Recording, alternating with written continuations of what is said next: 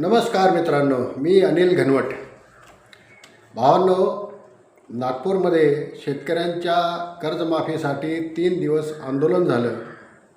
बच्चू कडू यांच्या नेतृत्वाखाली झालेल्या आंदोलनाचा शेवट मुंबईमध्ये झालेल्या मुख्यमंत्री, दोन्ही उपमुख्यमंत्री आणि इतर संबंधित खात्यांच्या मुख्यमंत्र्यांच्या समक्ष ही चर्चा होऊन या आंदोलनाचा शेवट झाला किंवा याच्यामधला पहिला टप्पा गाठला गेला आणि याच्यामध्ये शेतकऱ्यांच्या कर्जमाफीची जी तारीख अनिश्चित होती ती निश्चित करण्यात आली. हे याचं फलित. परंतु आपण जर आज सोशल मीडियावरती जाऊन पाहिलं तर बरेचसे कॉमेंट्स किंवा व्हिडिओज ह्या आंदोलनकर्त्यांच्या विरोधामध्ये येत आहेत. हे असं करणं मला तरी वाटतं योग्य नाही आहे. एक आंदोलन उभं करण्यासाठी काय करावं लागतं याची कल्पना माझ्यासारख्या 40 वर्ष चळवळीमध्ये काम करणाऱ्या कार्यकर्त्याला नक्कीच आहे. बच्चू कडू यांनी अगोदर मोजरीला उपोषण, त्याच्यानंतर रायगडावरतीचा त्यांचा सत्याग्रह, पुन्हा त्यांनी 3 महिने महाराष्ट्र पिंजून काढला, अनेक शेकडो सभा घेतल्या आणि त्याचं फलित म्हणजे मोठ्या संख्येने नागपूरला कर्जमाफी आणि शेतकऱ्यांच्या इतर प्रश्नांसाठी नागपूरमध्ये जमा झाले. आता हे आंदोलन आणखी तीव्र होईल अशी शक्यता दिसत असतानाच तिथे अचानक पाऊस झाला. शेतकरी आंदोलनस्थळ सोडून आपापल्या घरी जाऊ लागले. काही लोक इतर जिल्ह्यातून, अगदी पश्चिम महाराष्ट्र, मराठवाड्यातून आलेले, भाड्याच्या गाड्या घेऊन आलेले, त्यांना जास्त काळ थांबणं शक्य नव्हतं, म्हणून तिथली संख्या कमी होत गेली आणि नाईलाजाने आंदोलनकर्त्यांना हे आंदोलन आता आवर्त घ्यावं लागलं असं मला वाटतं. आणि ते मुंबईला गेले आणि मुंबईला जाऊन चर्चा झाली. अशा चर्चा नेहमी बंद दरवाजा आड म्हणता येत नाही त्यांना, परंतु मर्यादित नेत्यांशी, त्या व्यवस्थेमधल्या जबाबदार मंत्री असतील, अधिकारी असतील, यांच्या समक्ष ही चर्चा होत असते आणि ही सगळी खुली चर्चा असते. याच्यामध्ये लपून ठेवण्यासारखं काय असत नाही. आता याच्यामध्ये शेतकऱ्यांना बऱ्याच अपेक्षा होत्या की तातडीने 7/12 कोरा होईल, आपली आता वसुलीच होणार नाही आणि आपल्याला खातं नील होऊन पुन्हा कर्ज मिळेल, ही अपेक्षा होती.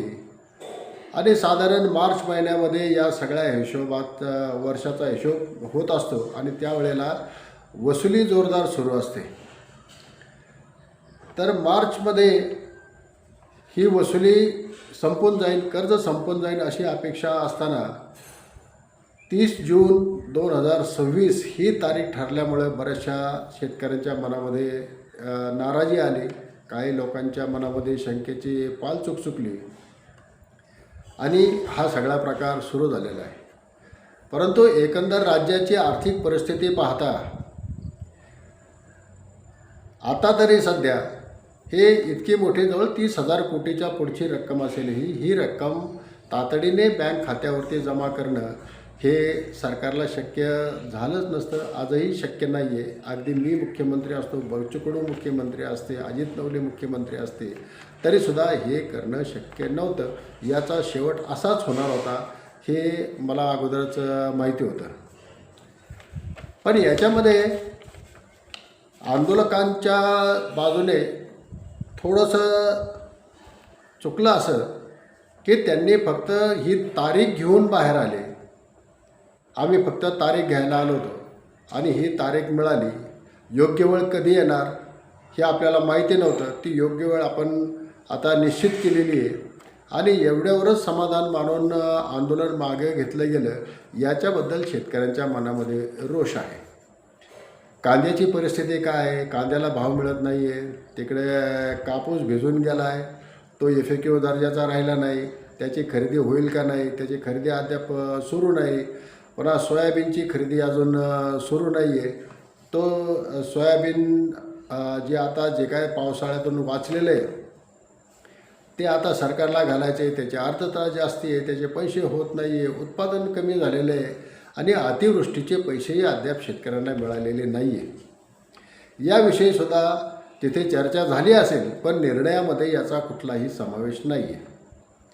एक समिती स्थापन करण्यात आली.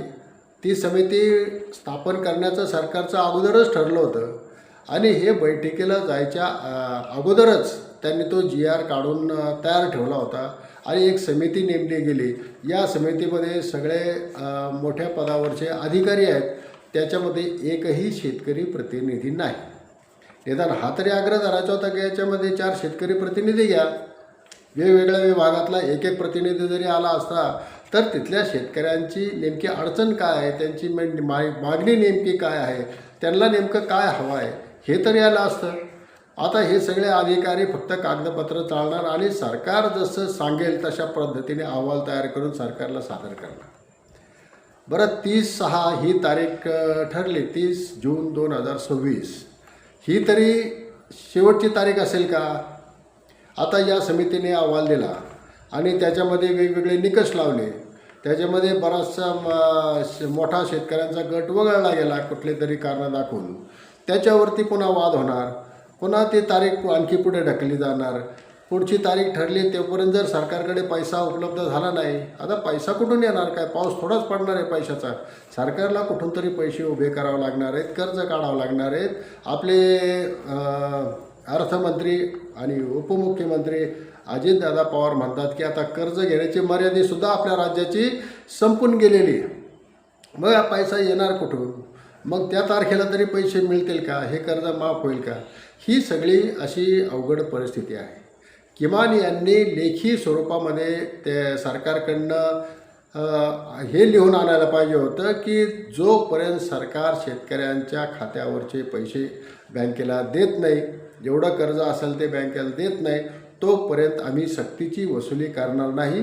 ज्याला वाटतं मला पुढचं कर्ज घ्यायचं आहे म्हणून त्याला भरायची गरज आहे, तो कर्ज जाऊन भरेल, स्वखुशीने जो भरेल त्याचंच कर्ज स्वीकारा. कोणालाही वसुलीच्या नोटिसा पाठवू नका, कोणाचंही ट्रॅक्टर उडवून नेऊ नका, कोणाच्या जमिनीचे लिलावाचे पेपरमध्ये बातम्या देऊ नका. हे सगळं झालं असतं तर याला काही समाधानकारक आपण तोडगा निघाला असं म्हणू शकलो असतो. कारण शेतकरी आत्महत्या करतो तो त्याच्या स्वाभिमानाला तडा जातो. त्याला हे अपमानित जगणं असह्य होतं. हे असलं अपमानित जीणं जगण्यापेक्षा मेलेलं बरं, ही भूमिका त्याच्या डोक्यामध्ये येते आणि तो गळफास घेतो किंवा विष पिऊन आत्महत्या करतो. हे थांबवायचं असेल तर तातडीने वसुली बंद करणं गरजेचं आहे. ही वसुली बंद करायला हवी होती. आणखी एक महत्त्वाची गोष्ट जे आंदोलनाचे नेते आहेत, मग ते बच्चू कडू असतील, अजित नवले असतील, राजू शेट्टी असतील, ही मंडळी शेतीमालाच्या भावाच्या बाबतीत कधीच बोलत नाहीत. फार तर आम्हाला हमी भाव द्या. अहो, हमी भाव आहेच ना. 5,328 तुमच्या सोयाबीनला हमी भाव आहे, 3,500 रुपयाने आपण विकतो. 2400 रुपये मक्याला हमी भाव आहे, 1,200 रुपयाने आपण विकतो. या काय त्या हमी भावाचा उपयोग आहे? शेतीमालाचे भाव पाडण्यासाठी सरकार जे प्रयत्न करते ते थांबवा, ही मागणीच हे करत नाहीत. जर आपल्या शेतीमालाचे भाव पाडायचं कारस्थान सरकारने बंद केलं तर आपल्या शेतीमालाला चांगले दर मिळतील. कांद्याची जर निर्यात बंदी वारंवार केली नसती तर कांद्या उत्पादक शेतकऱ्यांचे हे हाल झाले नसते. अनेक देशांमध्ये आपला कांदा जात होता, त्यांनी आपल्याकडनं कांदा घ्यायचा बंद केला. आपण कधीही निर्यात बंद करतो, कधीही स्टॉक लिमिट लावतो, कधीही आपण त्याच्यावरती MAP लावतो किंवा त्याच्यावरती निर्यात शुल्क लावतो. अशामुळे आपला कांद्याचा व्यापार ठप्प झालेला आहे.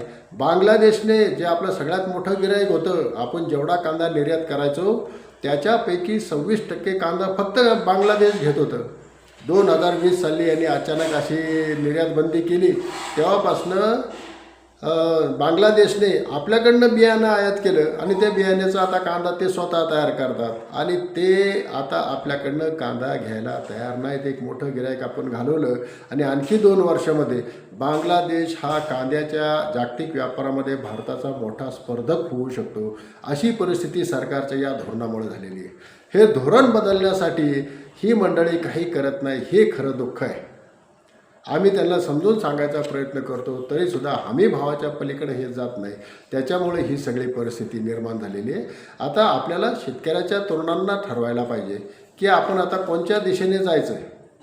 आपल्या शेतीमालाला भाव पाहिजे का हे असे हमी भावासारखे 6,000 रुपये वर्षाल्यासारखी भीक आपण स्वीकारायची आहे. तर या सगळ्या गोष्टीमध्ये आपण सगळ्या शेतकऱ्यांनी आता लक्ष घातलं पाहिजे. आणखी एक गोष्ट, बाबासाहेब चव्हाण म्हटले होते की आम्ही आमच्या निवडणुकीसाठी अशी आश्वासनं देतो, पण शेतकऱ्यांना आता कर्जमाफीचा नाद लागला आहे. अजितदादा पवार यांनी आता ही बैठक झाल्यानंतर पुन्हा त्यांचं वक्तव्य आहे की आम्ही निवडणुकीत अशी काही आश्वासनं देतो, पण शेतकऱ्यांनी कर्ज भरायलाच पाहिजे. म्हणजे हे शेतकऱ्यांना मूर्ख समजतात. यांना काही थापा मारल्या तरी आपल्याला मतदान करतात, आणि निवडून आल्यानंतर यांना कसं मुरगळायचं हे आपल्या हातात आहे. त्याच्यामुळे हे असे जी आपली फसवणूक करणारी मंडळी आहे यांना जरा हिसका दाखवण्याची वेळ आलेली आहे. कुठेही महाराष्ट्रामध्ये यांची जाहीर सभा असेल तिथं हिंमतबाज 4 तरुणांनी उठून उभं राहायचं आणि कर्जमाफीचं काय झालं ते बोला. याच्यावरती यांना प्रश्न विचारला पाहिजे. कांद्याचं बोला, तुम्ही सोयाबीनचं बोला, कापसाच्या दराचं बोला, हे असा यांच्यावरती प्रश्नांचा भडीमार केला पाहिजे.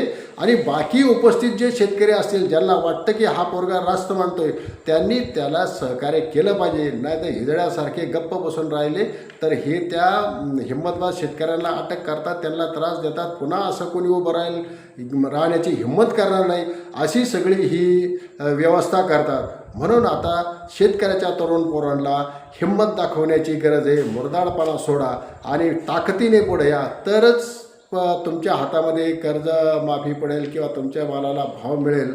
नाहीतर पुढच्या निवडणुकीमध्ये पुन्हा तुम्हाला अशीच गाजरं दाखवले जातील, येडे होऊन आपण त्यांना मतदान करू आणि पुन्हा अशाच पद्धतीने तुम्हाला चिरडलं जाईल. तर ही तुमची पिळवणूक थांबवायची असेल तर सगळ्या शेतकऱ्याच्या तरुण पोरांनी डोक्यातलं राजकारण, जात, धर्म, भेद सगळं फक्त शेतकरी आपली जात आहे असा विचार करून आपण ह्या लढाईमध्ये उतरलं पाहिजे. येणाऱ्या काळामध्ये आपल्याला आणखी मोठा संघर्ष करावा लागणार आहे.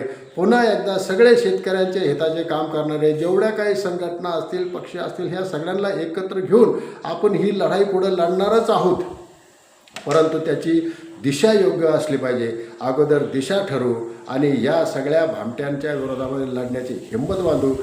आणि यासाठी तुम्हाला सगळ्यांना तयार राहिलं पाहिजे आणि तुम्ही राहाल अशी अपेक्षा करतो आणि थांबतो. धन्यवाद.